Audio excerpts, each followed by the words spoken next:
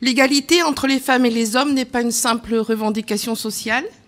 C'est un pilier fondamental de notre société républicaine et une condition essentielle pour bâtir une ville plus juste, plus inclusive et plus résiliente face aux défis écologiques et sociaux auxquels nous faisons face. La présentation de ce dernier rapport sur la situation en matière d'égalité entre les femmes et les hommes est plus complet et plus attractif que les précédents. En termes de progrès généraux, ce rapport démontre un engagement de la ville à promouvoir l'égalité femmes-hommes, s'appuyant sur des initiatives comme la participation aux semaines de l'égalité, le soutien aux associations et des actions éducatives ciblées. La ville a également renforcé sa visibilité comme membre de la Coalition internationale des villes inclusives et durables, UNESCO, mettant l'accent sur la lutte contre les discriminations et l'inclusion. La mise en place de l'index de l'égalité professionnelle entre les femmes et les hommes, pour rappel de 67% pour Saint-Étienne, souligne l'effort qui reste à fournir. Toutefois, pour pouvoir évaluer cette action et en assurer le suivi, et bien que des progrès aient été réalisés, il serait nécessaire de mettre dès à présent des indicateurs plus précis, notamment pour le prochain plan d'action 2024-2026. À un an de la fin de votre mandat, il est grand temps d'agir plus fort et plus vite pour la commune. Nous, écologistes, croyons que l'urbanisme et l'aménagement du territoire sont des leviers puissants pour faire progresser l'égalité. Aménager autrement, c'est égaliser les chances.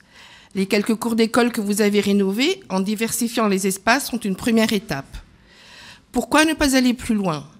Pourquoi ne pas créer plus de lieux de rencontres intergénérationnelles et des espaces végétalisés, pensés pour toutes et tous sans distinction? Les statistiques montrent une grande précarité des femmes à Saint-Étienne, notamment celles qui concernent les familles monoparentales. Les femmes sont les premières victimes des crises écologiques et économiques.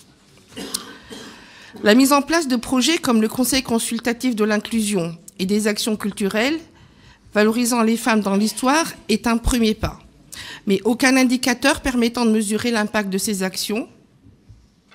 Comment pouvons-nous évaluer leur efficacité? Nous n'avons pas les comptes rendus que nous vous demandons depuis le début du mandat.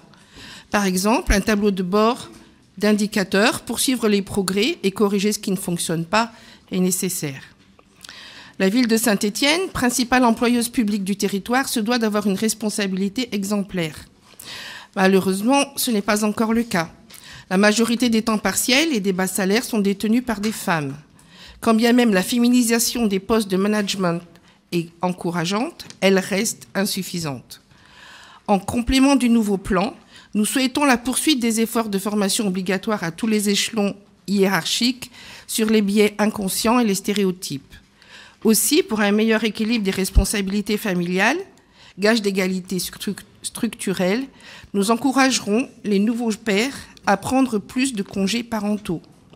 Nous rappelons que depuis plus de 40 ans, les entreprises de plus de 50 salariés ont l'obligation de présenter un rapport de situation comparé entre les femmes et les hommes.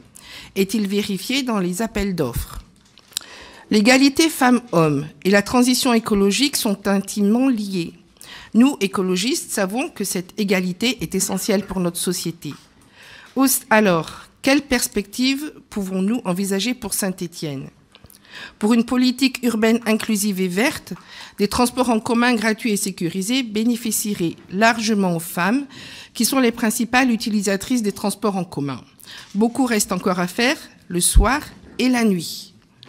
Pour renforcer le soutien aux associations, grandes actrices dans la promotion de l'égalité femmes-hommes, on pourrait augmenter les subventions aux associations luttant contre les violences faites aux femmes et favorisant leur insertion professionnelle et soutenir des projets à double objectif de genre et d'écologie, comme des formations pour des femmes dans les métiers verts. Pour conclure, tout ce qui a été présenté, c'est bien. Nous voulons juste une évolution plus rapide, mesurable. L'égalité femmes-hommes doit être au cœur de toutes nos actions, tant de politique publique qu'en organisation interne. Faisons de Saint-Étienne une ville exemplaire où l'égalité et l'écologie avancent main dans la main. Merci. Madame Andria, est-ce qu'il y a d'autres demandes de prise de parole? Marc Chassot.